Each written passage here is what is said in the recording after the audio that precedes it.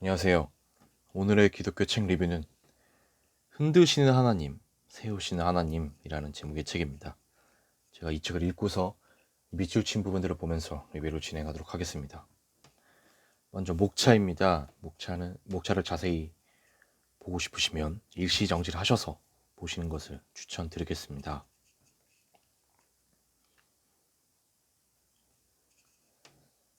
고난을 겪으면서 스스로 삶을 통제할 수 있다는 망상을 포기하게 되며 그제야 비로소 하나님의 은혜가 채워질 준비가 끝납니다.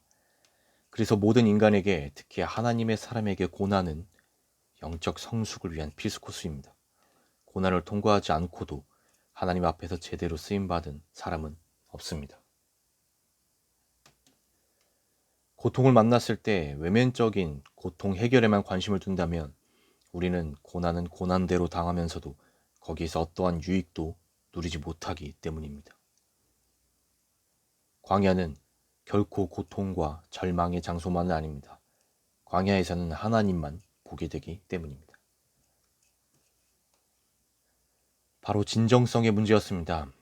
가령 사람이 아무리 좋은 얘기를 해도 거기에 10% 정도만 거짓이 있거나 어떤 인간적인 요소가 들어간다고 하면 그것은 거짓이나 다름없다고 알게 하셨습니다. 순수복음이 아니죠. 우리 목회자들이 이런 순수복음을 자꾸만 놓치고 있다는 위기감이 왔습니다. 팬데믹이 와서 연애 대상이 없어지고 나니 혼자 아무리 짝사랑해봐야 알아줄 사람도 없고 그제야 초점이 다시 하나님에게 돌아가고 말씀이 펼쳐지기 시작한 셈입니다. 삶이 두려운 이유는 내 안에 빛이 없기 때문입니다. 지금의 삶에서 어떤 의미도 찾을 수 없기 때문입니다. 하나님의 일을 발견하지 못했기 때문입니다. 내 인생이 어디서부터 꼬였을까 보다는 하나님이 내게 무엇을 깨닫게 하시는가를 물어야 합니다. 내게 주어진 현실이 바닥이더라도 그 안에만 매몰되어서는 안 됩니다. 받아들이기 쉽지 않지만 하나님의 큰 일을 나타내시려고 내게 주신 특별한 기회임을 알아차려야 합니다. 진정한 예배란 무엇일까? 그때 제 마음에 떠올라 마음을 뒤흔들었던 질문이었습니다. 예배당 안에서 사람들은 자기 자리에 앉아 열심히 찬양하고 기도하고 말씀을 경청했지만 정작 하나님의 자리는 어디에 있었을까 새삼 궁금해졌습니다. 우리의 인생에서 하나님의 자리는 어디입니까? 예수님은 하나님 나라가 여기 있다 저기 있다고도 못하리니 하나님의 나라는 너희 안에 있느니라 라고 하셨습니다. 예배는 그 하나님 나라를 우리 안에, 우리 가운데 세우는 가장 기본적인 영적 태도입니다. 예수님은 무엇을 구하는지 물으십니다. 예수께서 이르시되 무엇을 원하느냐 이르되 나의 이 두 아들을 주의 나라에서 하나는 주의 우편에 하나는 주의 좌편에 앉게 명하소서. 어머니의 소원은 두 아들 잘 되게 해달라는 것이었습니다. 12 제자 중에 자기 아들들을 특별히 더 대우해달라는 부탁이었습니다. 3년의 세월을 벼르며 기다려온 애써 참아왔던 축복과 번영의 순간이 바로 그때라고 생각한 것입니다. 오늘날 우리도 동일한 것을 구할 때가 맞습니다. 십자가 없는 영광, 고난 없는 축복, 섬김 없는 존경, 이 모두가 고난받으러 가시는 예수님 앞을 막아선 채 요구한 것들입니다. 십자가를 지러 가시기 직전에 예수님께 와서 내 아들 잘 되게 해달라고 저희 모습을 보는 것 같습니다. 저도 마찬가지입니다. 종종 선입견에 속을 때가 있습니다. 사람은 정확한 팩트 확인보다는 이미 주어진 정보에 근거하여 판단하고 결론을 내릴 때가 많습니다. 먼저 입력된 정보가 건전하고 사실에 기반하면 다행인데 그렇지 않다면 평생을 선입견의 그림자에 가려 실상을 외면한 채 살아가는 셈이지요. 뇌에는 팩트에 끌리기보다는 자기가 경험한 세계를 전부라고 생각하기 때문입니다. 믿음이란 나의 생각과 신념과 의지의 집합체가 아닙니다. 나의 소망도 아닙니다. 진짜 믿음은 약속의 말씀을 붙드는 것, 그 약속을 이루신 예수 그리스도를 믿는 것입니다. 믿음의 근거는 내가 경험한 것, 내가 본 것, 심지어 내가 행한 것에 있지 않고 주님의 말씀에 있습니다. 즉각적인 임재를 통한 하나님 사랑을 경험하는 것도 필요하고 평생에 걸쳐 완성해 가야 하는 인생 사명도 있습니다. 골방, 다락방은 구별된 곳이자 은밀한 곳입니다. 오직 하나님과 1대1로 대면하는 곳입니다. 주님은 그곳에서 기도를 가르치십니다. 제자들은 예루살렘 성전이 아니라 골방으로 올라갑니다. 하나님을 향한 기도의 방으로 올라갑니다. 예수님은 진정한 영적 구심점은 골방이라고 말씀하셨기 때문입니다. 골방에서, 다락방에서 기도할 때 하나님 나라가 임합니다.